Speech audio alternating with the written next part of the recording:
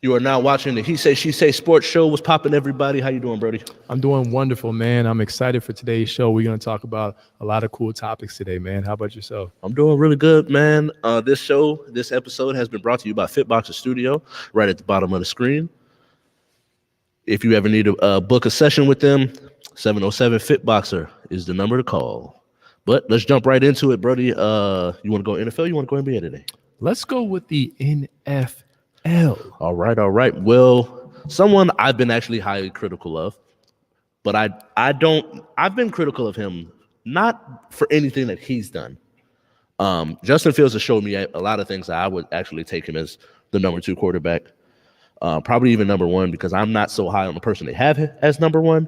But some recent criticism has come out. Unnamed sources have said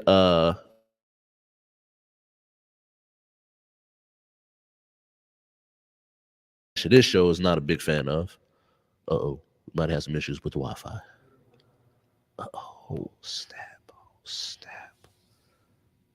Oh no, I'm irritated. No. What do we do?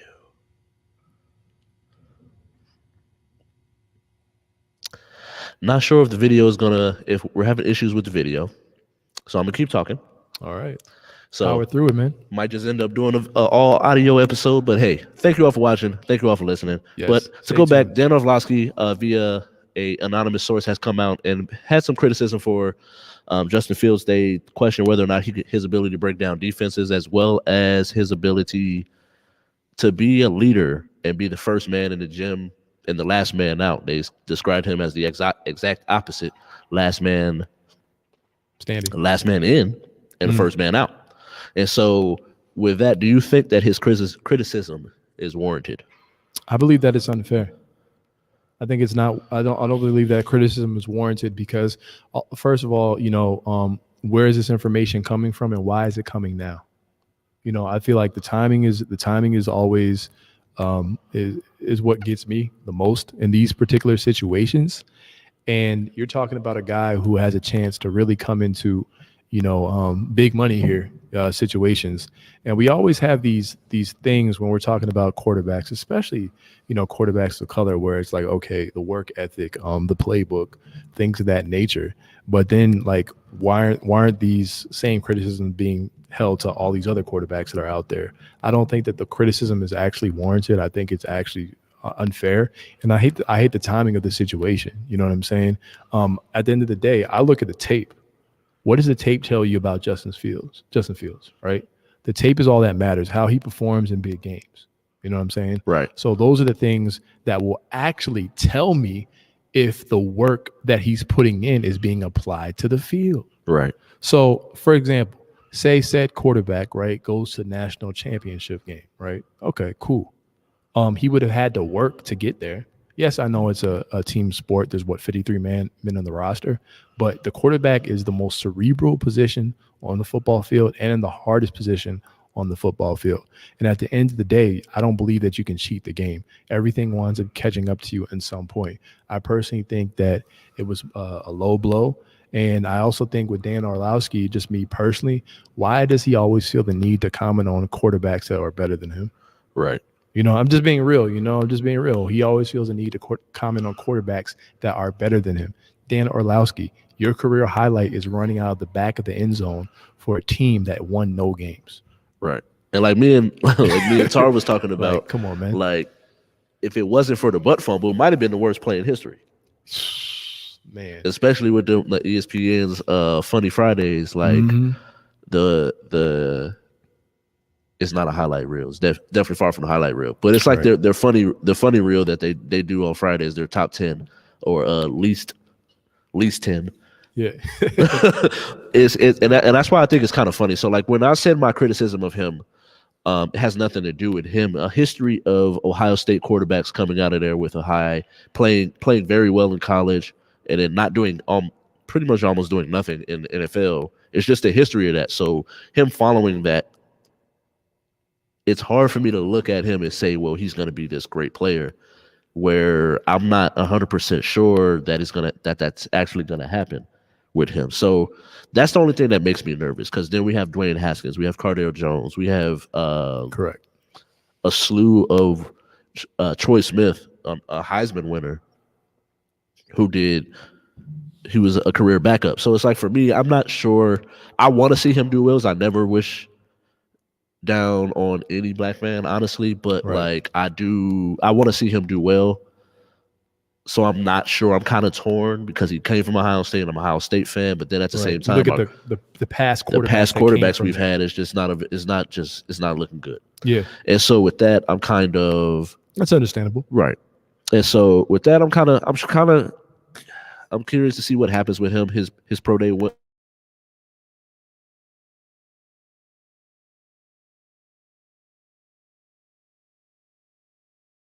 What I gave him credit for, his ability to throw the ball down the field, I think shouldn't go understated. Mhm. As well as the weapons that he played with when you compare him to like a Trevor Lawrence, Mac Jones, Joe Burrow. Exactly. They definitely had a lot more weapons on the outside than he had. Like he had a J.K. Dobbins, but as that's far as running the wide game. receiver tight end talent, Exactly. like I think Mac Jones, and we'll go a little bit further into this in the next segment with our favorite player, where I'll probably mention some people that I think are slightly overrated. But I do think that with someone like a Mac Jones, it's hard to evaluate him because he played with so much tremendous talent. Mhm. Like he has what was over the past was he was a starter the year before they won too, right? I believe so. Yeah. So like he played with Jaron Judy, Yeah. and then he plays with Waddle and Smith. So Yeah. like Like that's an embarrassment of riches. right, In like back-to-back seasons. and all three wide receivers going in the first Projected round. top 5. Right, Well, yeah. Well, projected top 3 receivers and maybe top 5 picks. right, You have Jamar Chase, LSU, right, and you have Waddle, right, there and all that. Before you start to see a little gap between them and like a Bateman and right. guys of that ilk. So And so with yeah. that, I think it's kind of hard for me to put. I do think Mac Jones is slightly overrated, Mhm. and I think it's more of his relationships with people than Yeah. it is his actual ability to be quarterback. Which is something we were talking about off the screen. Is that sometimes it's not about your actual talent; it's about the position that they're willing to put you in to be successful.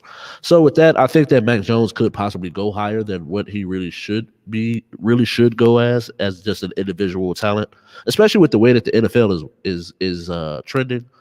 Someone like a Justin Fields, I can see why Trevor Lawrence will fall into that same category. Trey Lance, even though I'm not really high on him. Um, Zach Wilson, as well, like the arm talent with the ability to move and maneuver within the pocket as well as create plays when things break down. I do think that though I would much rather have one of those guys than someone that's a sitting duck. Not to say that Mac Jones is a sitting duck, but he's nowhere near the athlete that the other four that I mentioned Yeah, I agree on that. are on this list. Versatility, athleticism, that all matters Right. at the next level, especially when you look at the prototypical quarterback nowadays. I mean, obviously, Tom Brady won being that, non-mobile pocket passer, stand in the pocket. But you have the Mahomes of the world, you have the Lamar Jacksons of the world, the Right. Jalen Hurts of the world, Right. the Kyler Murrays of the world. I can go on and on. So if you have a little more agility to you, that always comes in your favor, I think. Right. And so with that, I'm gonna end this segment. We're gonna jump to the next one, but first I'm gonna try to figure out these technical difficulties. All right.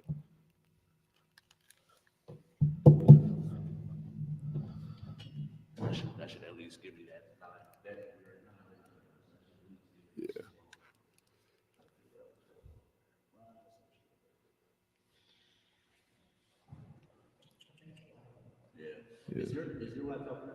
Mine is actually connected to the Wi-Fi. No, I don't need it. Turn it off. All right. Boom. All right, just disconnected.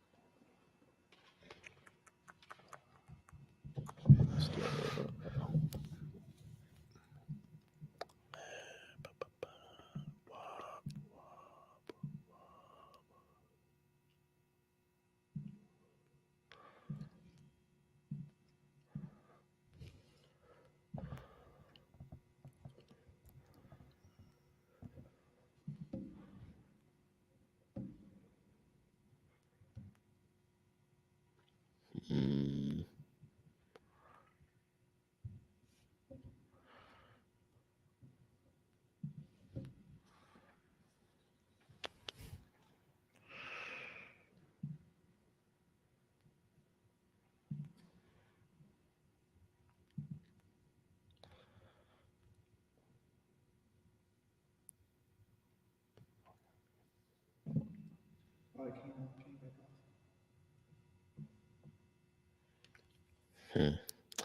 Well,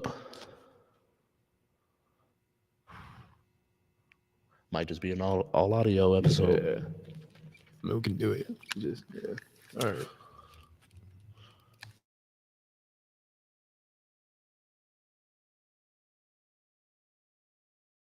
Wi-Fi is tripping in the studio right now, but what we're gonna Oh, I think we're just zoom in on the good. camera. Yeah. All right. Well, I'm picking. I can see the white, so zoom in a little bit more for me.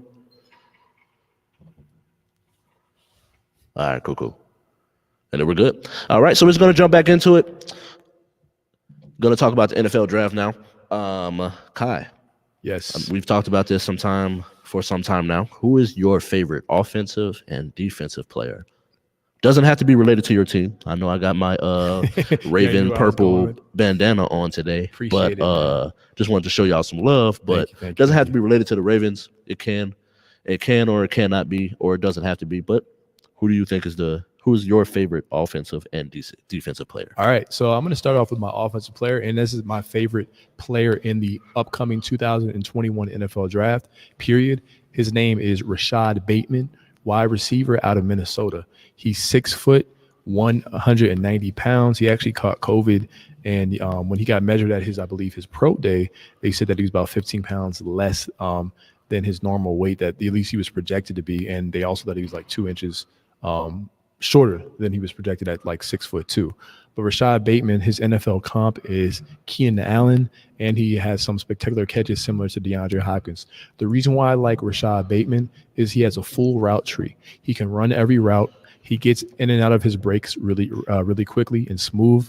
He plays with fluidity. He has a large catch radius, and he's going to demand a double team immediately at the next level. He is the prototypical number one wide receiver on the NFL level.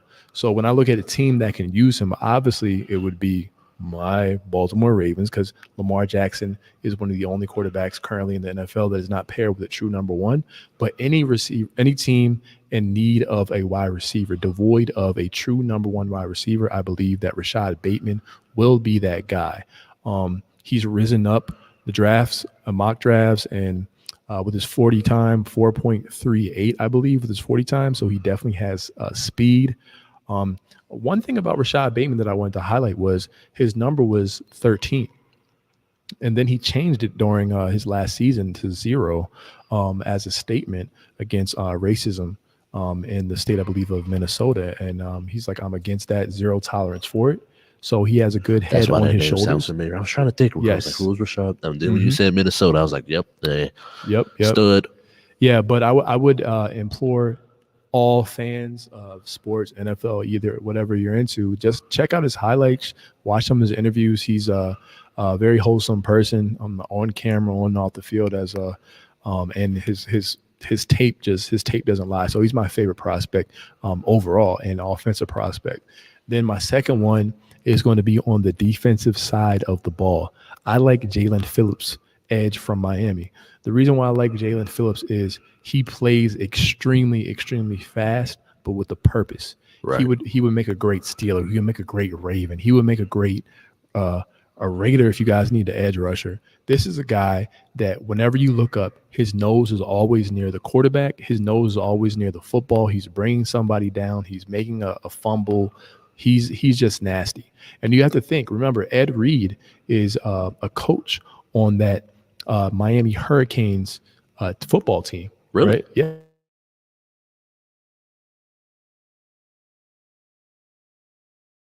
Oh yeah. So you already know he has that defensive mentality right there. He's tenacious. The issue with Jalen Phillips though is he's had a history of concussions. I believe he's had 2 concussions. I don't want to, give out false information of how many, but I believe it was actually 2. So there's some cause to pause in terms of it having caused him to, miss time in football.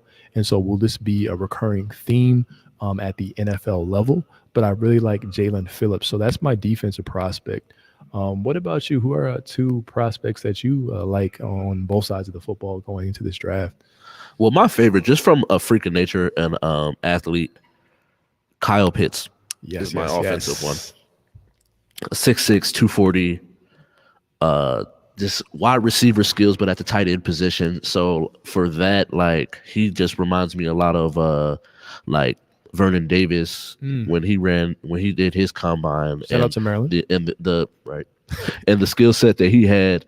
I just hope that he's able, with the hype that he has behind him. A lot of times when we get these super uber athletic tight ends, it's always the ones that come out of nowhere that make the most noise, like a Gates, a Darren Waller. Yeah. Those ones that come out of nowhere, like we those are the ones that we then end up seeing doing the most damage. But the ones that we're like, oh man, when you look at them, like even Vernon Davis had a good career, good lengthy career. Yeah. But as far as his athletic ability with the accolades and the things that he should have been able to accomplish, it didn't match up. Right. So with that, I hope that he's able to put that together and go to the right team where they're able to put him in the best position possible. If he can go to an offense where they got to project it pretty high. He's the 5th overall player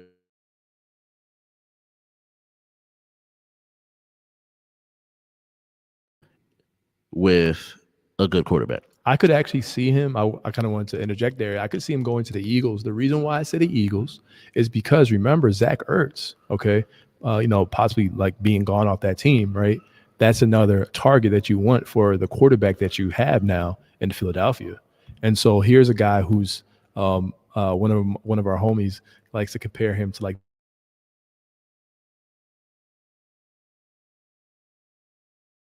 hybrid tight end receiver. So I agree with you, man. Like, would you say he's like the best prospect in the draft right now, or it's kind of hard because you have Jamar Chase? It's hard because I haven't actually watched film on him. Okay, that's fair though. Like I've watched LSU, so I've seen Jamar Chase play. I've watched Alabama, so I've seen Waddle and Devontae Smith. I actually think Devontae Smith is better.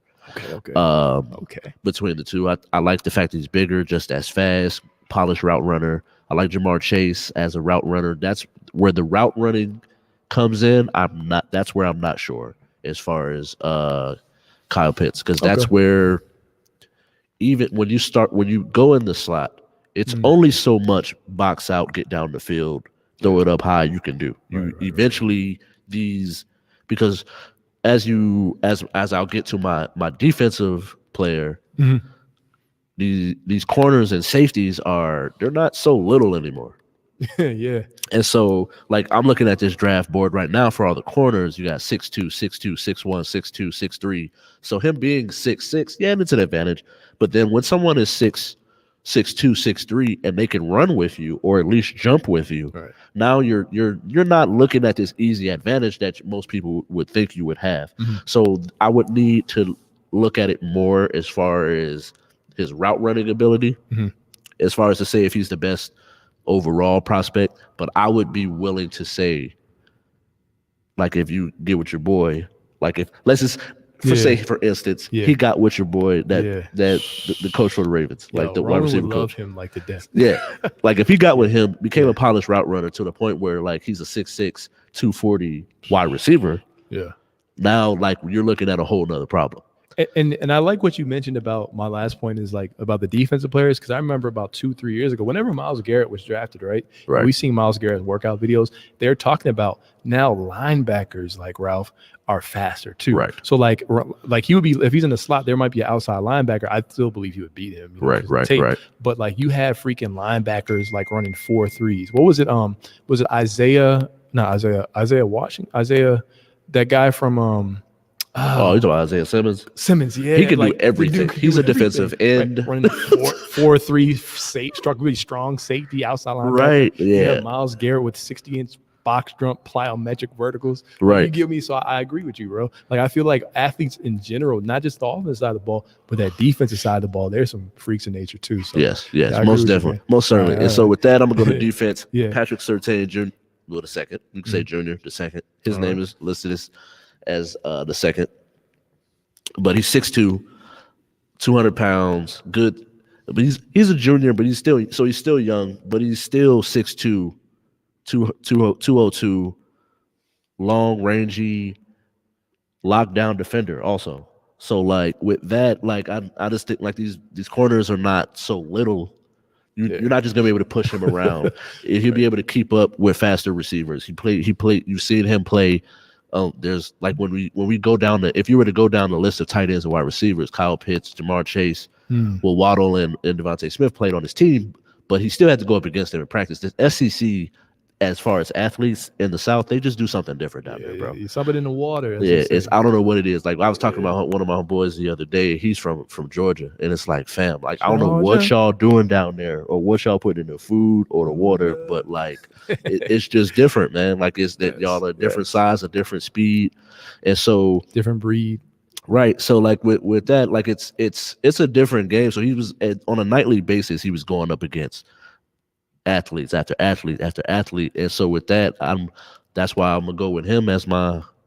Outside of the people, I could have easily went with someone that people would have known a lot more. Right. The average person would have known, like a Micah Parsons. I love Penn State linebackers. If I was gonna, like, at one point, I think it's been a minute before since we had a Penn State linebacker, but at one point you probably could have called him linebacker U.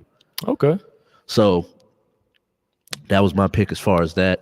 Yeah, it's gonna be a very rich draft full of talent. Yes. I don't even think it's really top heavy, because I think there's a multiple positions where you're gonna have a lot of. I think this is a draft that if you do your due diligence and find positions of need, yes, you can definitely succeed. Yes.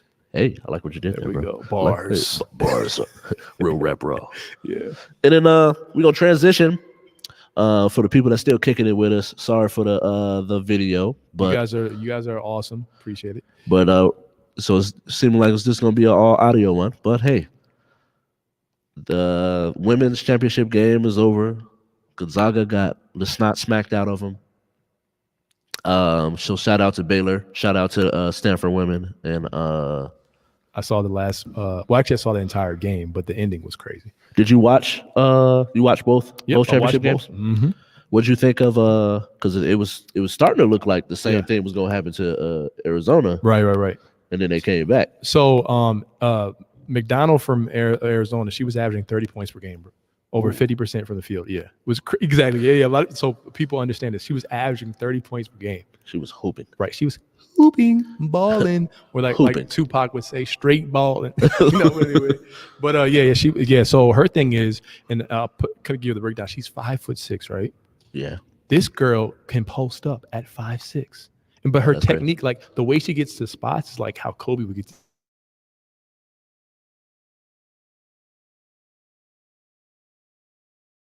No, she runs baseline, seals off her defender, right? Inside the free throw line, calls for the ball, gets the ball, 1-2 dribble, fade away. Right. I'm like, this girl is the truth. Right. I'm like, come on now. So the ending of the game though, she wound up having was 6.1 seconds. Yeah. Okay. It was 5.6. They put 6.1. I was rooting for her in that moment. I watched that part. They put 6.1 on the clock. She gets ready, gets in position.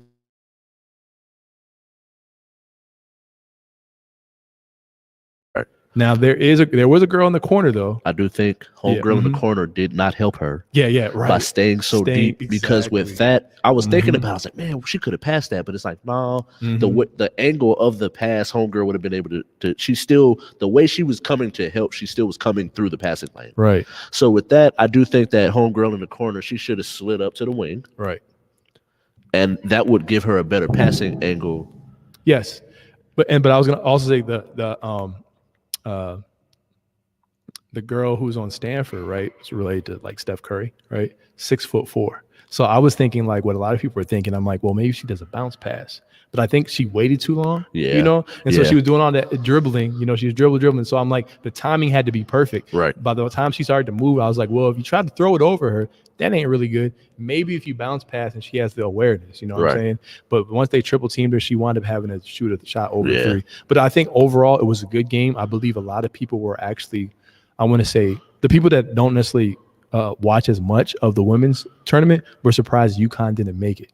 They had Paige Buchers, who even Diana Taurasi gave her the stamp of, hey, she's better than me. Right.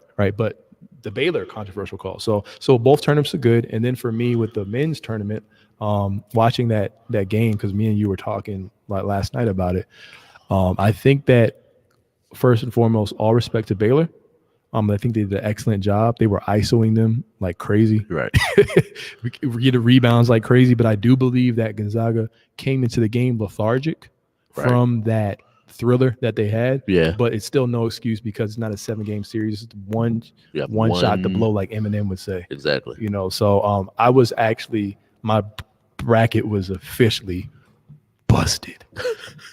Yeah, my bracket was busted in the second round. Exactly. So I really didn't have a horse in the race. I just went into it thinking like, hey, we're just gonna go with who we rocking with right now. But yeah, man, I was kind of surprised at first, but I saw it coming because, like I told you, even when we did the initial one, I was like, Baylor is one of those teams that's boom or bust. Like they could shoot the lights out and they boom. or they can bust. And like that's why I'm saying, like when they came back from COVID and they played that first game, I want to say it was OK State and they got smacked. But it was like that's the worst that can happen. Now the best that can happen is what happened in the championship game. Right. And it's like they're locking down everything. There's nothing easy in the paint. They're blocking shots, they're closing out, rotating everywhere, ISO out the wazoo. And they were confident. Like they weren't afraid at all. Yeah, not at all. It was, and I think a lot of that, like I didn't watch the first half. It was one of those things where you get caught up and somebody say, hey, you want to do something? Hey, you want to go get sushi on Monday? Yeah. Like, oh yeah, man, I'm down. Like, oh yeah, we're going at 5. Like, cool. Then Monday happens and it's like, there were the games at 6:30. I'm not gonna make it for the first half. So yeah, that's what I got caught up. But I had sushi, so I quite enjoy sushi. Revolving sushi. If you've never had revolving sushi, you should try it. Okay. But so like I didn't get to watch, but I did see Jalen Suggs got 2 fouls in like 3 minutes. Yeah, momentum killer. And so immediately, the Gonzaga's only answer to the athleticism and the tenacity and confidence that. And because I'm not to say that Gonzaga's not as confident, but they don't have anybody can match. Right. Like I really couldn't tell you another person on that team that, and we'll see what happens in the next couple of years. But the talent level of the players on Baylor and the prospects, I can probably go 3-4 lottery picks on Baylor's team. Yeah. Where like Gonzaga, it's one really I think he's top 3 going into the draft, and then it's a bunch of people that are probably second round, if at best, if not just really good basketball players that play really well within the system that they've been groomed in for 4 years. Yeah, I feel like with Jalen Suggs, and I was mentioning 3 years. I wasn't trying to be disrespectful, but I believe his draft stock dropped. I'm not saying it dropped like top 15. I feel like because they're going to look at how you perform in the big moments. Picking up 2 fouls is never good. Whether you want to, talk about where they both warranted, right? Right. But then his impact wasn't really there in the game. He made a couple plays, I feel, but I look at a guy, and I've mentioned this. I actually talked to one of my friends last night, and I was like, Cade Cunningham, because we talk about Cade Cunningham, and I had them being the runner-ups. Right. But I was just looking at, I know what the prototype guard is, and Jalen Suggs is 6'4", and usually if you're a 6'4" at the point,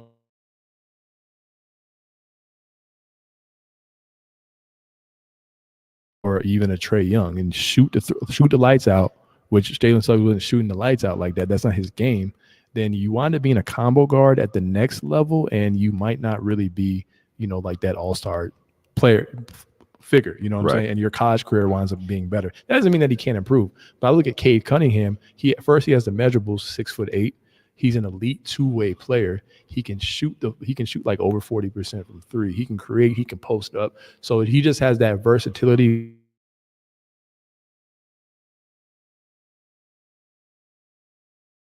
Stock drops a little bit, but it's also going to be based off of, team need and also best available player. You know what I'm saying?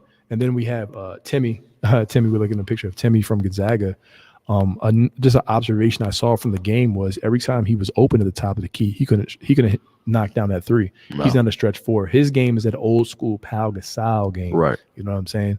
And so I noticed that, and I was like, okay, so you don't have those requisite pieces around you. And Baylor just came in. Shout out to them. They played with more energy. They played with more fight. They rebounded. They controlled the glass. The team that plays defense and rebounds, as the one late great Kobe Bryant used to say, is going to be the team that's going to win championships. And it applied in the college game as they beat them by 16 points. Do you remember what the spread was on that game? Was it about it was 7. I actually shout out to my mom. She helped your boy out. She hit me up early and was like, "Hey, what's the spread looking like for the game tonight?" And I was just like, "What game?" And she was like, "Yo, the Baylor and Gonzaga game." I was just like, let's check. If I ever talk about betting in my lines, I am a avid William Hill user on my phone. Shout out to William Hill and the online ability to bet. I love them, so I've been winning a lot of money off with them. So shout out to them. But I went into it. It was 7.5 points, and I think the over was 159.5. So I thought about it. I went into it thinking like, oh man, I'm not sure. Then when my mom called me, and when I checked again, I was just like, 7.5. I was just like, I could see Baylor winning. I was like, and so with that, we put $50 down a piece. I wanted to take that under, but I got screwed in the Super Bowl on the over under. So I was just like, nah. I picked Tampa straight and up. I have a really good, like, I picked Tampa. Okay, yeah. I picked Tampa. I picked Tampa, and then I took the over, and it went under because they was locking stuff. Right. But to go back to this, I wanted to take the under, and I ended up not doing it. But it was decent odds. You at least you were like $10 short of tripling your money off of $50. So I was just like, shout out to them. So I took that. I took Baylor money line. Me and my mom both did the same bet, and we hit. And I wish I would have taken the under because I would have hit that also. Right. And so I'm slightly upset, but you can't be mad when you still won when you're winning money. Yeah, it's always good to win some cash. Cha-ching. Right. Always good to win some cash. But it was a great game. Well, excuse me. It was if you're a basketball like savant and you just like the fluidity that Baylor played with, it was a good game.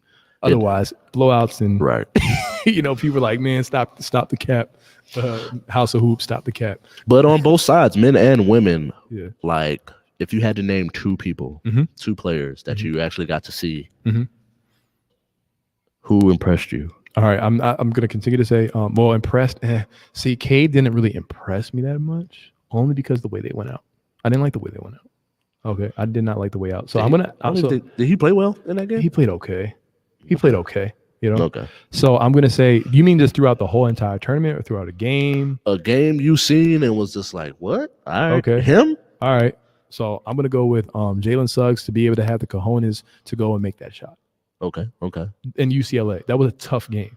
Tough game for them to come back like that. Actually, my two players that impressed me the most are actually play for the same team. Okay, cool. On UCLA. Okay, so I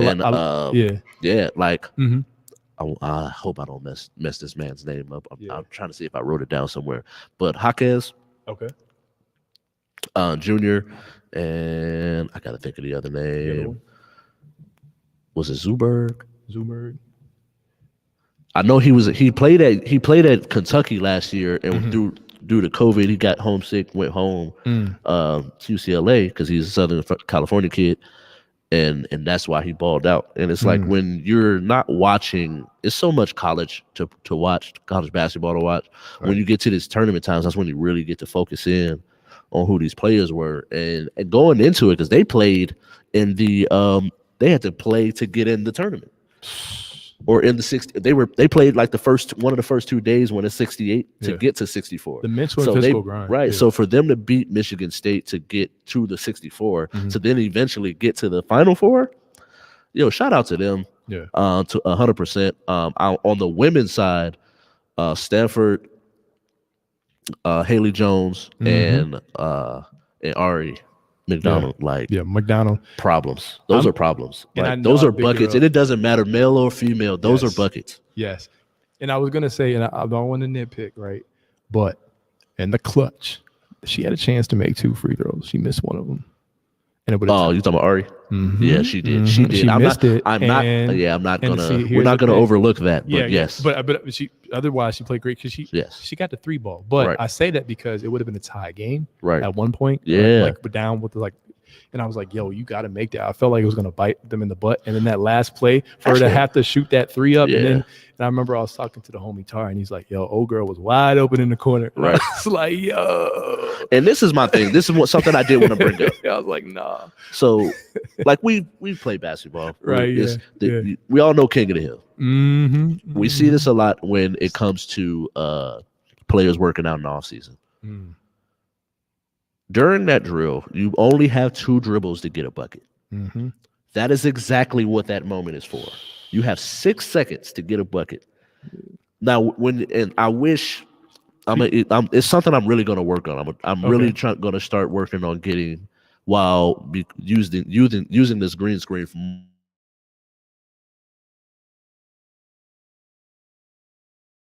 Go back and watch the play. She catches the ball. She goes right. She crosses left.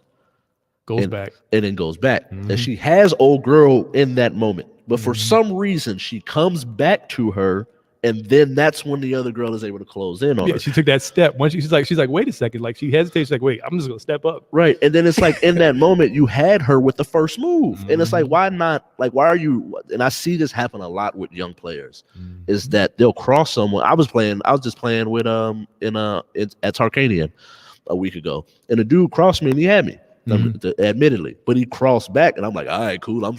You crossed right back into my chest, bro.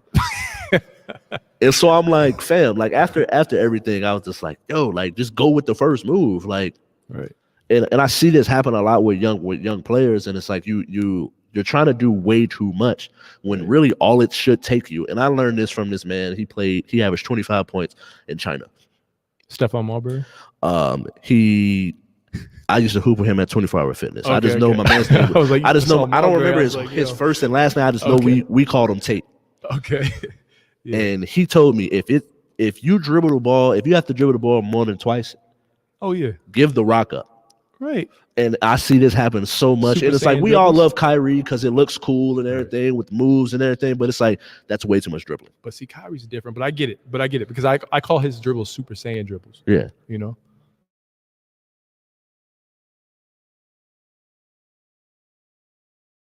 That and be like, I want to do that. When it's like, no, bro, that should not be what you're trying to do. Exactly. You should simply it should be simple. 2 dribbles, either pass the rock or you should have a good shot. You know what it reminds me of?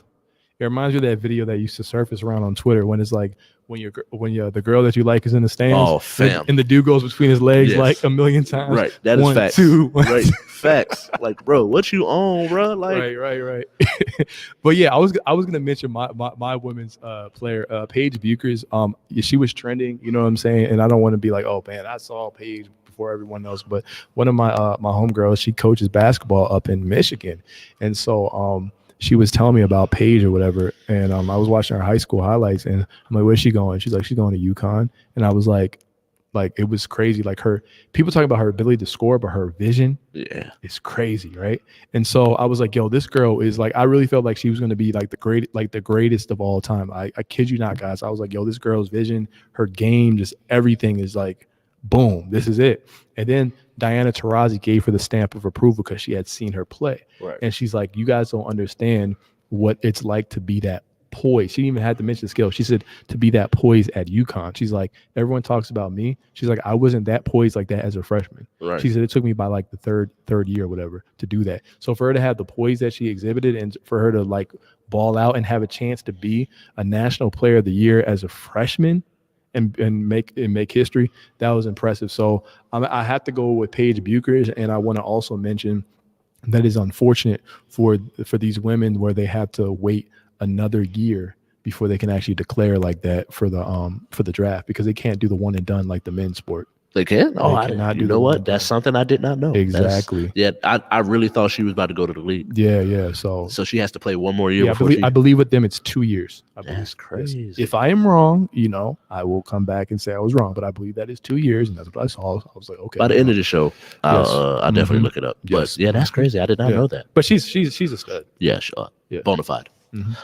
With that, like, I did want to, because since you did bring up the women within the conversation, specifically women, I did want to bring up the Draymond Green comments. And I did like for me, I think about this from the standpoint of I never like. And me, I have a daughter, so I'm very outspoken about women's rights, gender equality, and all of that. I bring those conversations up not just because I know people want to hear about it, but because I genuinely care. So with that, I think that like a lot of times the argument becomes they attack men first. And I'm not saying that it's the WNBA women are the ones that do it. It's just most conversation that you have with people, they immediately go to, well, they're paying LeBron this. And it's just like, well, that's not LeBron's fault. That's LeBron. Like I'll never go like when like how I just seen like when Mike Conley got that big contract from the Grizzlies. Would I have paid him that? No, not at all. Not even in the climate in which he got paid in would I have ever gave him that amount of money. I agree. But am I ever going to be like, he should never get that amount of money when I'm having conversations with people? No. So like with me, I would eventually go and just say like, yo, you got to worry about your business. And I think the conversation becomes more about what they're paying rather than the percentage of what you're getting paid based upon your viewership.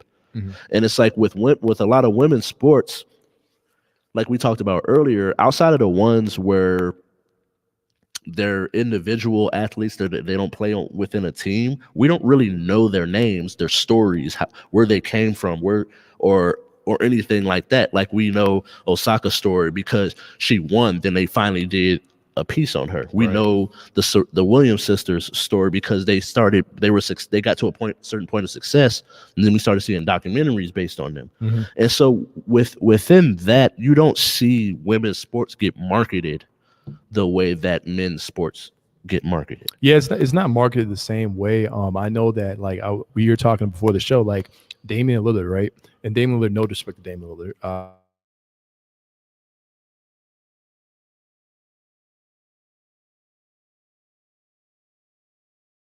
player, right? Per se, you know what I'm saying? Or they're in an insurance commercial, right?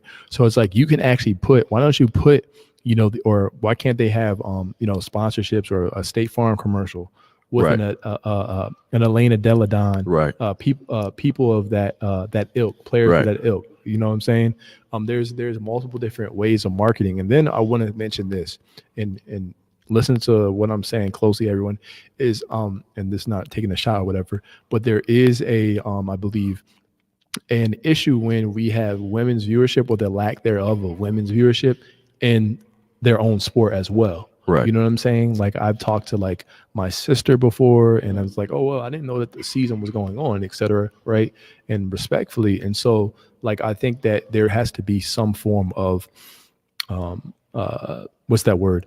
Action taken on that behalf as well first, so you have the people who want to your same gender watching said sport, right, and then the men watching said sport, etc. So there has to be better communication along those lines, and I think then we can really start to kind of move forward from there. So yeah, but the talent level, it's not for a lack there of talent. Right, these women are very talented. Yes, and I know we mentioned Paige Buchers earlier, but there is literally like 6, 7, 8 like top tier talents. Like you had Caitlin Clark, right? Like you have a whole wave. She's a bucket. Have a whole wave exactly of talent that influx that will be coming into the WNBA. So marketing is key, but also you got to want to make sure that you could also get, women watching their own sport as well. So I think, it's going to be interesting. And that's what and not to go too deep into it because we do got to talk about 2 more topics, but like to give my piece on it and then move on. I think I've definitely heard that argument before and that brought up. I think that with any group to get to a certain point of equality, the group within the group, you have to get support within the group itself. So I think like when we start talking about the black dollar, as black people, we need to support each other to a point where the dollar can spin within our group. Exactly. Like women, they're asking for like women going into sports. They're asking for equal rights as far equal pay and equal everything, equal representation and all of that. But women don't even, in a vast majority, don't even support from us to go watch that product. Exactly. And so you're asking me to stop. And a lot of times when they have this argument, so I'm supposed to not watch Dame Lillard versus LeBron James to go watch something else that you wouldn't even watch. Exactly. And that's where I think that the argument is I eventually, like, me and Elena's mom have this conversation all the time because, like, I would love for my daughter to be an athlete. And so, because I was an athlete, and so, like, I do think that, but I would like things to change before she gets to that point, because it's like, I know my cousin, she played at LSU for 4 years. When she got to the point after she graduated, even though her best option was to play overseas, she explained this to me that I didn't notice, that like a lot of WNBA players play overseas because 1, they don't get paid what they should, and 2, they get paid better in overseas. I believe Tarazi, she was playing in Russia for like a full year at one point. And it's like, that's crazy because you can argue, like me, she's the GOAT. I still think Cynthia Cooper, as far as WNBA players, is the GOAT, because not Cheryl Miller. I want to say 3-4 years she didn't lose, and then she retired. And then what she was able to do when she played at USC, Cheryl Miller didn't play in the WNBA. Yeah. She would have. I'm talking about talent, but just straight up the ability to play basketball. Because then at that point you start having a conversation of like people that didn't make it to the league. That's I was like, okay. So we're talking about just strictly WNBA. Right. So like people that played in the league, and like with that's where I think people don't, because I remember, man, Cynthia Cooper, that the Houston Comets. Bro, they were a certified problem. Houston, we have a problem. Right. But to jump to the next one, Grant Hill has officially been named the director of USA Basketball. What does this addition mean for the continued success or the state of the USA Basketball? It means there's going to be a wide influx of Duke players on Team USA, and all the North Carolina Tar Heel fans are going to be crying. No. Well, Coach K is not coaching in the next one. Exactly. His wife said a large influx of Duke players. I mean, Christian Laettner was on there and he was riding the bench. But anyway, let me stop. So really, I'm looking at it for competitive. When you talk about competitive standpoint, I'm thinking more of, okay, are we going to see more representation from the NBA players willingly wanting to participate in Team USA basketball overseas and Olympic play? Because I know, I believe it was the last Olympics per se that we had, people were talking about the teams, and you didn't have the LeBrons and the KDs, like the ilk of players, So we need to see, our players going to be willingly open to doing that, right? Yeah. Obviously now we're in a pandemic, so that's going to be a whole nother situation. But I like the hire of Grant Hill. Me personally, I think it's pretty good because he's more of a younger guy. He's not like, in his 20s, but younger than the Coach K's in that world. Right. But you want to have somebody who has some form of connection. Michelangelo. Right, exactly. Old as dirt. Exactly. You want to have somebody who has a connection to how the players think today. Right. Right. And so I think Grant Hill, him being also a former player. Yeah. At that level, right, and an all-star, and at one point could have been even higher than that. Right. He definitely is one of those what could have been. What it could have been, exactly. Him, Penny Hardaway, T-Mac. So I think when you look at someone that the players can relate to, Right. that's going to draw players in. So I actually like the hire. Congratulations to Grant Hill. I'm wishing him the most success moving forward, and I think it's going to be a nice fit for him. So we'll see. I do think with that, like I one of the things that I think that what you brought up, I think when it comes to the actual Olympics, the All-Stars were playing, like superstars were Damian playing. Lillard and those but guys, like when I it don't came think to you the, had, I like- think what you're thinking about is the World Basketball Championships. The World Basketball one, right. That's where the ones where like, yeah, I'm gonna sit this one out. Yeah, exactly. And so, because I know Kawhi's already said that he's gonna give it a go and try to play. Oh, I'm gonna watch that. That's my And guy. so, because I the reason why I even know that is I read an article because Pop is gonna coach, and so He's still coaching, man? so Pop is gonna be the head coach Yeah. of USA Basketball. So with that, I do think that that's gonna be an interesting dynamic. Once we get to that part, but I do think that because when we even like my brother's 10 years younger than me. My brother's 21. So when we start talking, my brother knows about Penny Hardaway, Grant Hill. So to even go now you got a lot of the players that are going to be going into the USA Basketball to 25 to about probably my age. Or anywhere from my brother's age to my age. So it's like I know they know if you're in the league, there's no way that you don't know who Grant Hill is. Right. So it's like and then for the standard that LeBron, Melo, Wade, and D Wade and Kobe put in from the Redeem team to where we are now, it's like it's a badge of honor to them to go play in the Olympics. Now the World Championship Basketball Championship is a whole nother conversation. Exactly.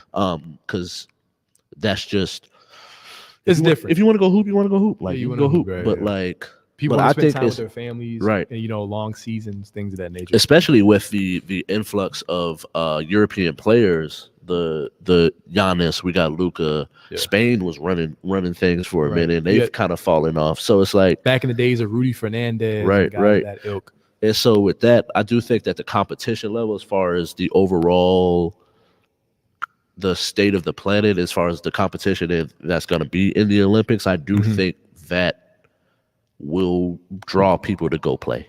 Okay, I do. Because at the end of the day, if I was a superstar from America, born and raised here, and I looked, it was like, if I watched it, I wouldn't even think of the possibility of us losing. Like, no, I'm gonna go out there and play. I still remember when we lost to Turkey when I was in middle school, bro. Right. I was mad as a kid. Bronze medal. Yeah. Like AI, Tim Duncan, but and they had like some of the best players of all time. Real quick, were on that team. Real quick, I just want to tell this to the masses, right? Next time you guys say Tim Duncan is better than Kobe Bryant, the dude got a bronze medal. Eat that. All right, back to our regularly scheduled programming. Anyway, I feel you on that. I feel you on that. 100%. I seen the pictures, man. Tim Duncan looked disinterested. He's like, "Oh my goodness, I have a bronze medal on my neck." Look hurt. Yeah. Anyway, but we're gonna transition. Shout out to Grant Hill. Big ups to him. But shout out to my boy CP. Shout out to Grant Hill. Shaq. I seen Shaq and Charles Barkley, which is what made me want to bring this up. Shaq and Charles Barkley got into they were yelling across an altercation. An altercation. Oh my god! Did it involve an elevator? No, let me stop. Yeah, we're not going to talk. We're not going to go those elevators. No elevators today. Moving on. But Chris Paul has got his team playing very well. Yes, shout out to CP3. Shout out to CP, and I get it.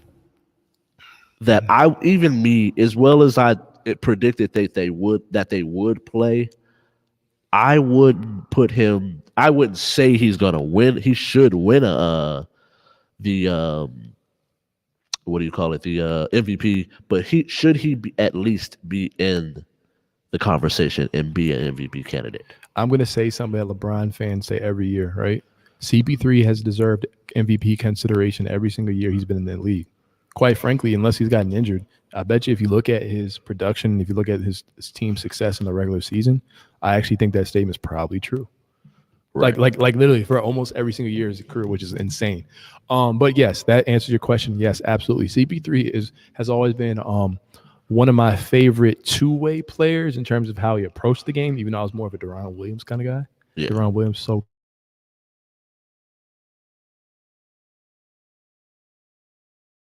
He got 1.5 with the green with the tape on the side. But anyway, yeah, shout out to D Will.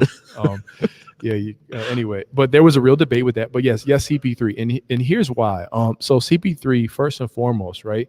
When I look at the MVP conversation and what MVP means to me personally, it is how much lift you give that team and the impact you have on that team. I do not like, and I will continue to say, I do not like the NBA's criteria for MVP, even though I do believe that Giannis deserved it last year. The best player on the best team. The reason why is you can be the best player on the best team, but why is it the best team? Are you the sole reason why it's the best team? Right. You know what I'm saying? Because like literally, like look at Donovan Mitchell. No one is giving him MVP consideration. I had this conversation with somebody on social media the other day, and he's like, well, he doesn't have the stats. Oh, so now we're talking about basketball being played on Excel spreadsheets. Well, let's look at Chris Paul's stats, shall we? So it looks like this year, right? Chris Paul was averaging like 16 points per game. I have in front of me. Yes. 16 points per game, 8.8 assists, almost a double, right? 1.5 steals. He's shooting his third highest field goal percentage, 49% from the field, 37% from three. But the thing is, his game can't be encapsulated in one stat. And so what I mean by that is basketball IQ. The same reason why playoff Rondo is playoff Rondo, it's being able to set your teammates up in the right positions to be able to score easier and more effectively. It's being able to play sound defense and let that permeate throughout your teammates, right? And that defensive intensity. Now you've made a play, your other teammates want to make a play. It's being able to execute and make late game situations, critical situations, and make the right play in those situations, right? That's what I mean by looking beyond the stat sheet, right? And so CP3, everywhere he's gone, he's had MVP consideration. Kobe Bean Bryant, the late great Kobe Bean Bryant, is my favorite player of all time. I have said this most recently in the more recent years.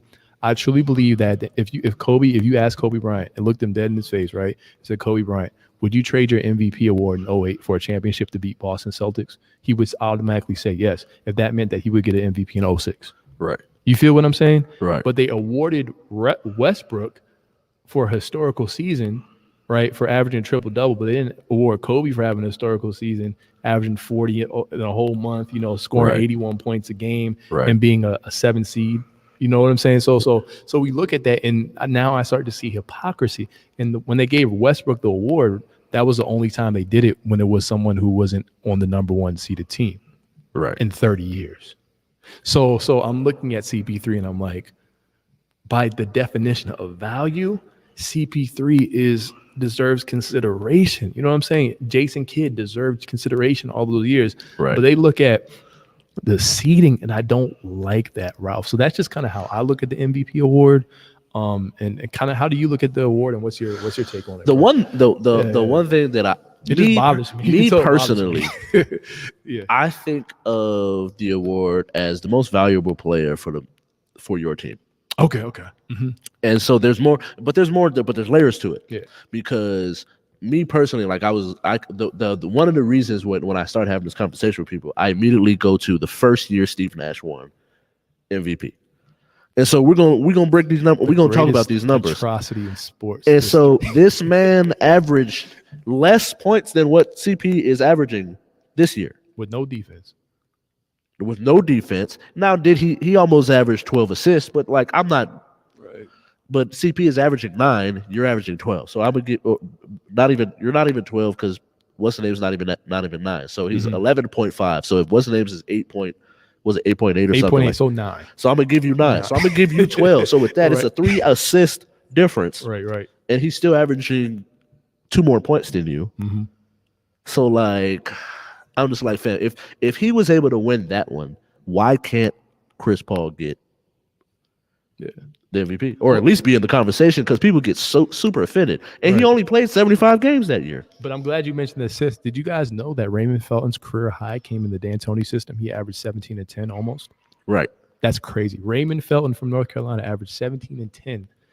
And I'm not saying that Steve Nash couldn't play without D'Antoni, but I'm just giving context. But proceed. Yeah, I was like, and so like, it's that's why, like, for me, I'm kind of like with the MVP thing, because I don't like when people start, LeBron this is like, well, if it was the best player every year, exactly, like change the award, or have 2 awards, yeah. right? Because like you could do something like there's the MVP and then there's the offensive player of the year. Like in the NFL. And that's like you could do something like that. And so because like Mike should have won every year, and even Charles Barkley said it. He was like 3 years before Mike got the MVP, he was the best player in the league. Period. And he was for the first time. And he was like, so LeBron, really, you really could go LeBron is MVP every year. But is he the most valuable player to his team's success, especially when he's not trying in the regular season? And they were tripping in '97 because they had Stockton was delivering the ball to Malone. Right. Like Jordan was so heated in that series. But anyway, but yeah, you're right. They could give it to him. I think LeBron, CP3, those guys are always in consideration. And there was another play. Oh, I was gonna ask you really quick. Do you believe that it was a shame that AD didn't receive one MVP vote last year? That was crazy. Like, yes. I think anytime you lead your league anytime you lead your team in 5 statistical categories, except for, I believe, because I would have voted for AD over LeBron. Yeah, honestly, they missed the playoffs before AD. I'm saying it was a joint effort, like Kobe and Shaq. Yeah, it was a joint effort, but I'm talking about specifically from the defensive end. How they went from one level to up here. Yeah. On defense. Right, they've been a top 10. Or like a top 5 defense since, Right. Yeah. And so with that, like I know that you got better players, but also